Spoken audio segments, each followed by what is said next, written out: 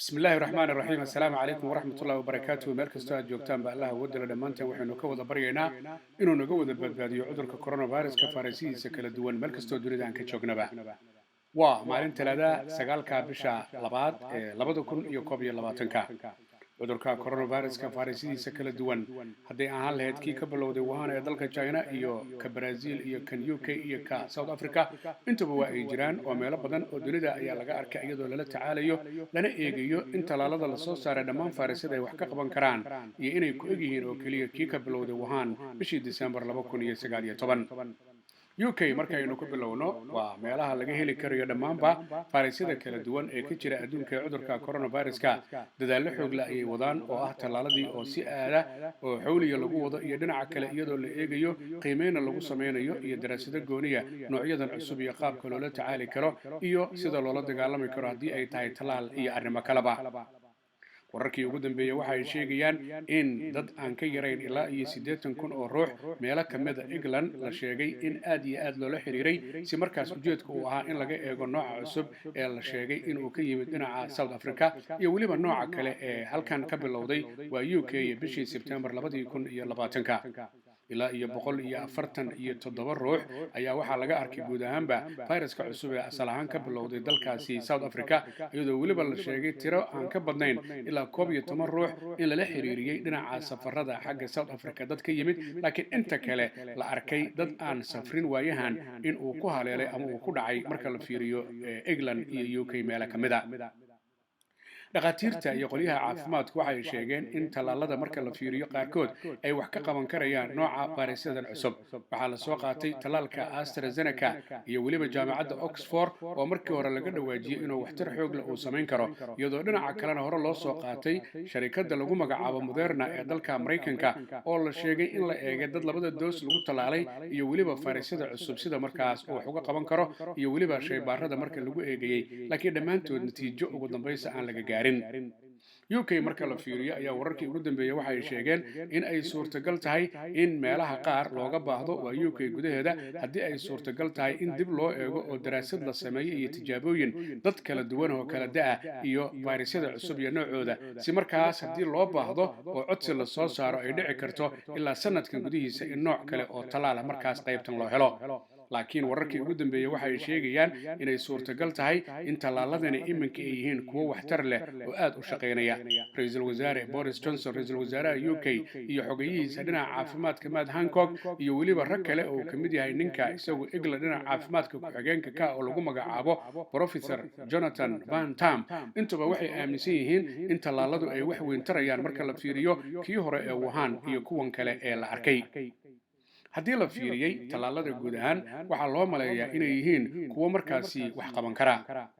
UK marka la fiiriyo waxyaabaha horumarka ee la sheegi kara waxaa ka mid ah in maalmihii ugu dambeeyay tirada dadka laga arkayo cudurku ay soo yaraanayeen taasoo markaas macno u sameynaysa qolyaha caafimaadkuna ay sheegeen haddii dadka uu ku dhacaya ay yaraadaan ay markaasi yaraan doonto tirada dhimashada ee maalin walba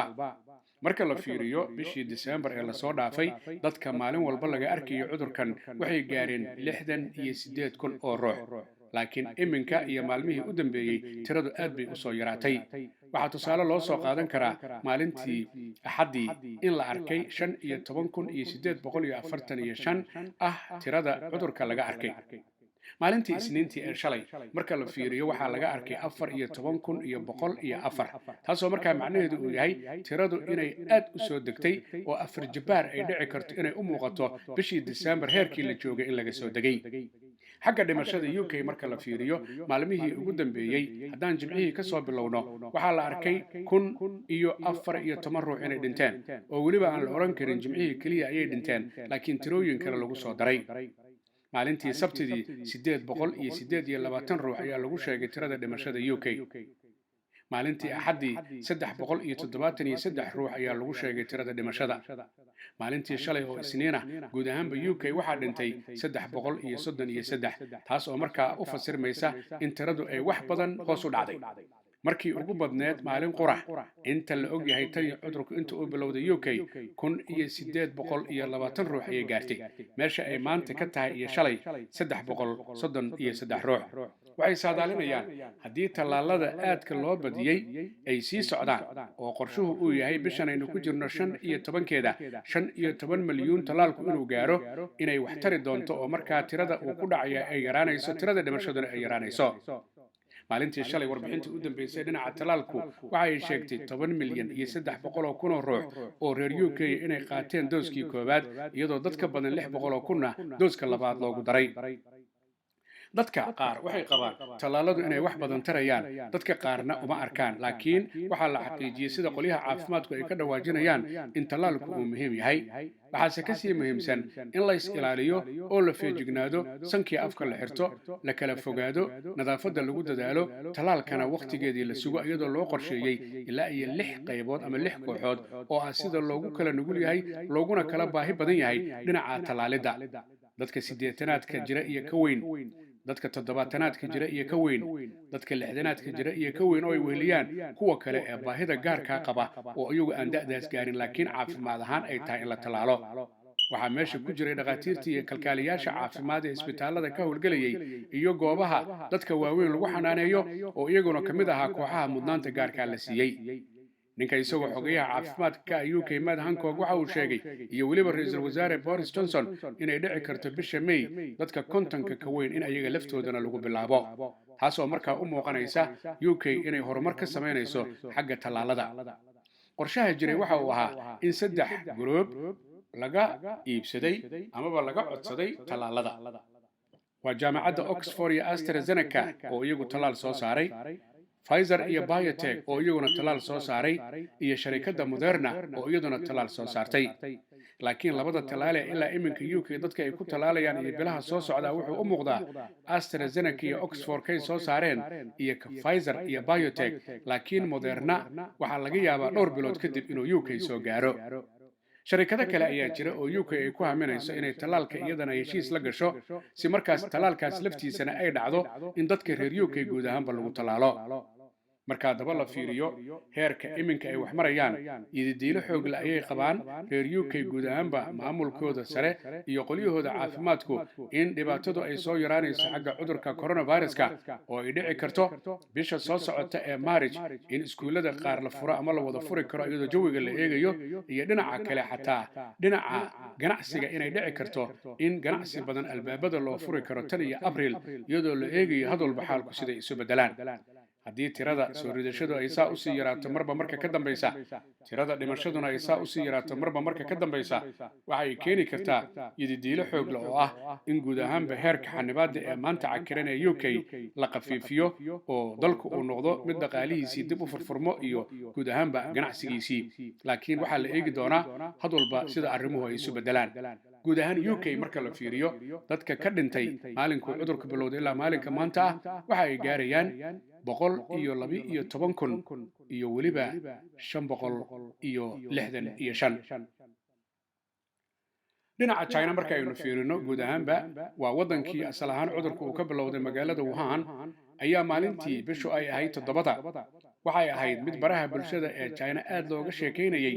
dhakhtarkii markii ugu horeysay isagoo ogaaday cudurkan coronavirus-ka viruskiisu inuu jiro oo ahaa dhakhtarkii lagu magacaabi jiray Dr. Li Wenlian oo ahaa dhakhtarkii isagoo laftiisa cudurku uu dilay 7 February 2020 Dr. Li waxa uu ahaa dhakhtar ka mid ah dhaqaatiirta isbitaalada waaweyn ee ku yaala magaalada Wuhan ee bartamaha dalka China waxaana uu ahaa dhakhtarka indhaha dabiiba maalin maalmaha ka mid ah December 2019 ayuu waxa uu arkay virus inuu jiro aad u faafaya oo qofka asiibaya dhinaca sanbabada neefta ku xiraya kadibna qofka uu dhimanayo Dr. Li markaba sheekadii wuxuu la wadaagay dhaqaatiirtii kale oo u sheegay laakiin booliska China markay ogaadeen in dhaqaatiirtu ay dhuxdhux wadaan ayay u sheegeen Dr. Li iyo dhaqaatiirta kaleba inay ka gaabsadaan inay arrinkaas ka sii sheekeeyaan laakiin arrintu sidaas kuma damin ee Dr. Li iyo raggii kale hawshii way wadeen iyo weliba dadka kale ee iyagu aagga deganaa Wuhan taasi waxa ay keentay dhakhtarku inuu ku dadaalo markiiba in uu dadka u sheego in arrintani ay jirto oo laga fogaado cudurkaas inuu jiri karayo iyadoo weliba looga digayo xagga kala fogaanshaha iyo weliba dhinaca nadaafadda laakiin dhakhtarka aakhiritaanki waxaa dhacday isagoo daweynaya qof qaba cudurka coronavirus-ka in isaga virus-ku uu ku dhacay kadibna uu u dhintay xilligaasi markii dambe waxa uu noqday nin geesiya oo ay xusaan dowladda waddankaasi China iyo bulshada reer China mar hadduu yahay ninka ogaaday masiibada la yaabka leh ee China ka bilaabatay adduunka oo dhan ku habsatay. laakiin dad badan oo iyagu warbaahinta ka shaqeeya ayaa dhibaato mutay dalka China marka la fiiriyo oo ah dadka isu gudbinaya cudurkan fayraskiisu inuu jiro. laakiin China dhinaca kale waxa ay ku dadaashay magaalada Wuhan iyo meelaha kale cudurka laga arkay in xanibaad xoog leh lagu soo rogo, taasoo China u suurtagelisay aakhritaankii dad badanna inaanu uga dhicin, dad badanna inaanu ka laynin marka la barbar dhigo China oo ah dadka ugu badani dalka ay degan yihiin.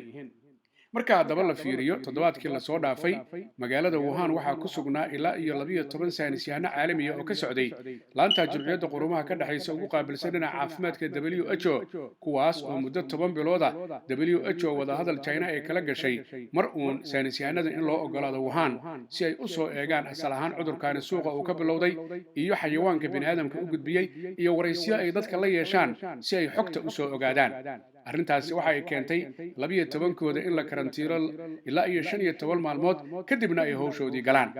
marka haddaba la fiiriyo guud ahaanba dhakhtarkaas Dr. Lee waxa uu ahaa nin geeriyooday isagoo xaas lahaa iyo hal canug, laakiin xaaskiisu ay ur lahayd kadibna geeridiisii dhowr bilood kadib ay wiil u dhashay, taasoo iminka xaaskiisii 2 wiil ay leedahay.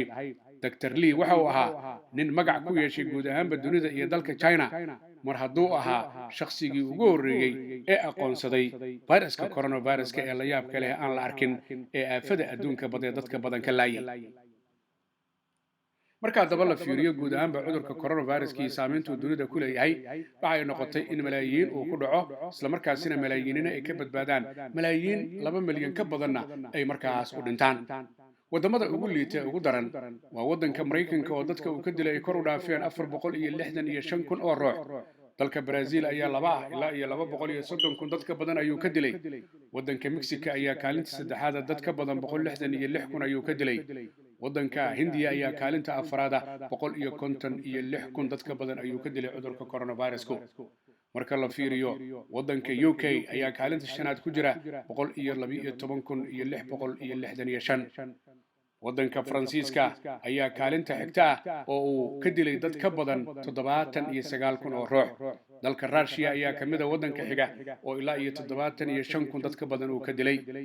waddanka Jarmalka marka la fiiriyo 61,600 oo qof dad ka badan ayuu ka dilay. waddanka Spain 61,400 dad ka badan ayuu ka dilay.